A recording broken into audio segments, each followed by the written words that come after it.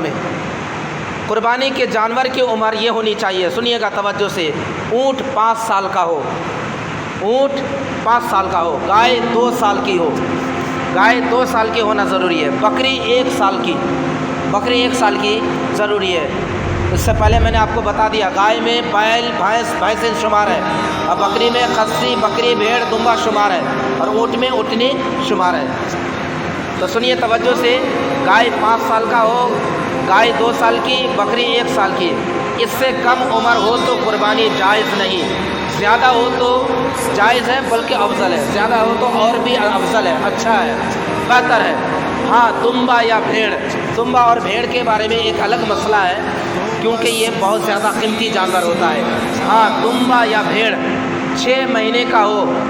اگر اتنا بڑا ہو کہ دور سے دیکھنے میں سال بھر کا معلوم ہو تو اس کی قربانی جائز ہے، کہیے سبحان اللہ۔ صرف دمبا اور بھیڑ، اس کے علاوہ کوئی جانور نہیں، بکری خصی نہیں، صرف دمبا اور بھیڑ 6 مہینے کا ہو، کیونکہ یہ جانور بہت قیمتی ہوتا ہے، 6 مہینے کا ہو اور دیکھنے میں سال بھر کا لگے تو اس کی قربانی ہو جائے گی، اس کی قربانی جائز ہے۔ ہاں اس کے علاوہ اس 2 جانور کے علاوہ، یعنی بھیڑ اور دمبا کے علاوہ، اگر بکری 1 سال سے کم ہو تو قربانی نہیں ہوگی، اور گائے 2 سال سے کم ہو تو قربانی نہیں ہوگی، اونٹ 5 سال سے کم عمر ہو تو قربانی نہیں ہوگی۔ سنیے گا آگے اور مسئلہ، قربانی کے جانور کو عیب سے خالی ہونا چاہیے۔ عیب کسے کہتے ہیں؟ عیب جس میں کوئی کمی ہو اس کو عیب کہتے ہیں، ہے نا، کسی طرح کی کمی ہو۔ کمی میں کیا کیا چیزیں ہیں وہ ہم آگے بیان کریں گے، سنیے، جیسے کہ اندھا کا ہونا، بیماری کا ظاہر ہونا، کٹا ہونا، لنگڑا للا کا ہونا، وغیرہ وغیرہ، بہت ساری باتیں، سنیے گا، ان سب چیزوں کو عیب کہتے ہیں۔ تو قربانی کے جانور کو عیب سے خالی ہونا چاہیے، اور تھوڑا سا عیب ہو تو قربانی ہو جائے گی مگر مکروہ ہوگی، تھوڑا سا عیب ہو تو قربانی ہو جائے گی مگر مکروہ ہوگی۔ اس سے بہتر ہے کہ ہم جب قربانی دیں گے اتنے روپے خرچ کر کے، تو ہم مکروہ ایسا قربانی کیوں دیں جس سے مکروہ ہو جائے، اچھے ہی جانور دیں۔ بہتر ہے کہ تھوڑا سا بھی عیب نہ ہو، تو تھوڑا سا عیب ہو تو قربانی ہو جائے گی مگر مکروہ ہوگی، اور زیادہ عیب ہو تو قربانی ہوگی ہی نہیں ہوگی، قربانی ہوگی نہیں۔ جس کی پیدائشی سینگ نہ ہو اس کی قربانی جائز ہے۔ سنیے گا مسئلہ توجہ سے، جس کی پیدائشی سینگ نہ ہو تو اس کی قربانی جائز ہے۔ اگر سینگ تھی مگر ٹوٹ گیا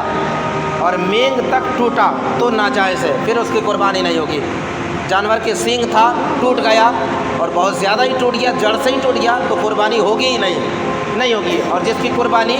پیدائش سے ہی ہوئی نہیں ہے، یہ جس کا سینگ پیدائش سے ہوا ہی نہیں ہے اور پورا جانور صحیح ہے، بالکل تندرست ہے،